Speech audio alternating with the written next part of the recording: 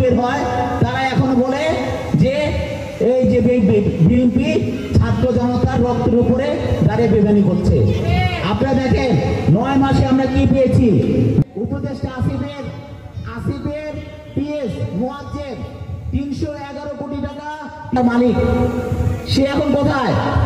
তাকে সরকারি তরফ থেকে তাকে কিন্তু পদত্যাগ হয়েছে এবং সে বলে সে নাকি বাংলাদেশ ব্যাংকে চাকরি করার জন্য সে নিজে পদত্যাগ করে সে নিজে ওখানে ইন্টারভিউ দেওয়ার জন্য গিয়েছে।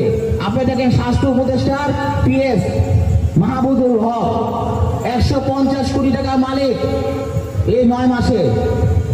আপনি দেখেন এনসিপি নেতা তানভীর 450 কোটি টাকা মালিক হয়েছে 9 মাসে, আবার নাকি তারা দেশের জনগণের জন্য কাজ করছে। আপনি দেখেন স্বাস্থ্য উপদেষ্টা নাহিদের সাবেক পিএস আতিক 150 কোটি টাকার মালিক হয়েছে। আওয়ামী লীগ সরকার গত 16 বছর তার নেতা কর্মীদের যে যা না কামিয়েছে সে তারা এই 9 মাসে কামিয়ে ফেলেছে। তারা নাকি দেশে মানুষের পাশে আসে, তাদের নাকি জুলাই ছাত্র জনতা রক্তের উপরে নাকি দাঁড়িয়ে আমরা বেমানি করছি। বেমানি তারাই করছে। এখনো দেখেন পঙ্গু হাসপাতালে গিয়ে অসংখ্য ছাত্ররা অসংখ্য ইনজুরি, যারা কিডনি নষ্ট হয়ে গেছে, পা পঙ্গু হয়ে গেছে, তাদের ব্রেন নষ্ট হয়ে গেছে, এখনো তারা পঙ্গু হাসপাতালে মৃত্যুর সঙ্গে পাঞ্জা লেগে রচ্ছে।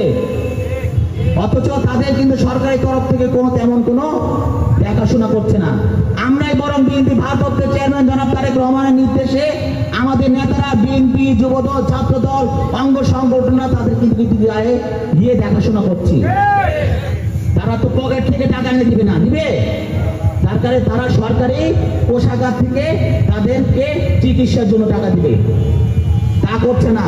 তারা তাদের নিজেদের আখের গোছানোর জন্য ব্যস্ত। এই যে স্বৈরাচারী শেখ হাসিনা পতনের আগে যাদের পকেটে 100 টাকা থাকতো না, এইসব ছাত্ররা যাদের রিক্সা ভাড়া থাকতো না, তারা আজকে 100-150 কোটি টাকার মালিক হয়েছে।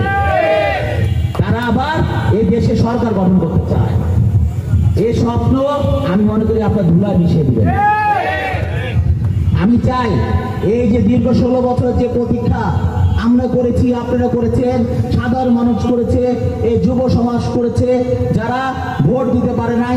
আমিও আজকে 20 বছর যাবৎ ভোট দিতে পারি নাই। এখানে বলতে পারবে না কেউ ঠিক মতো ভোট দিতে পেরেছে। ঠিক মতো একমাত্র আওয়ামী লীগের পরিবারের লোকজনও ভোট দিতে পারে নাই। তাদের পরিবারে যদি একজন আওয়ামী লীগ থেকে থাকে, সে তার পরিবারের সকল ভোট সে নিজে দিয়ে এসেছে। তাদের কোনো ভোটের স্বাধীনতা তারা পায় নাই। আমরা দেখি আগে যখন ছোট ছিলাম, আমাদের যে পাপ্পু ভাইয়া যখন আগে ফিল্ডে থাকতো, যখন তারা রাজনীতিবিদ ছিল, তখন দেখতাম ভোট আসলে বিভিন্ন সবার বাসায় মনে হচ্ছে ঈদের মতো একটা আনন্দ হতো। সবার বাসায় সবাই মিলে ভোট দিতে দিত।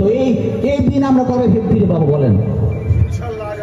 এই দিন ফিরে পাওয়ার জন্যই, এই এজেন্ডা বাস্তবায়ন করার জন্য আমাদের বিএনপি ভারপ্রাপ্ত চেয়ারম্যান জনাব তারেক রহমান এই 16 বছর সবচেয়ে ত্যাগী নির্যাতিত পরিবার হয়েও এই জনগণের পাশে থেকে সংগ্রাম করে গিয়েছে। এই ভোট প্রতিষ্ঠা করার জন্য এবং গণতন্ত্র প্রতিষ্ঠা করার জন্য। সুতরাং নেতৃবৃন্দ সবাইকে ধন্যবাদ, সকলকে ধন্যবাদ। আমি আপনাদের পাশে আছি। আমার অফিস আপনারা চিনেন। এখন এখানে যারা প্রবীণ নেতারা আছেন, আমার বড় ভাইয়ের সাথে মোশাররফ হোসেন বসু ভাইয়ের সাথে রাজনীতি করেছেন অনেক ছোটকালে আমি দেখেছি। আপনারা সবাই আমার বয়সও বড় এবং প্রবীণ নেতা। আমি আপনাদের অনেক ছোট। কোনো সময় কোনো কিছু দরকার প্রয়োজন মনে করলে আমার কাছে আসবেন। আমি সর্বোচ্চ করার চেষ্টা করব আমার শালীনতার নেতৃবৃন্দের জন্য এবং শালীনতার জনগণের জন্য। আমার কাছে আসবেন, আমি সর্বোচ্চ করার চেষ্টা করব। যে কোনো বিপদ হোক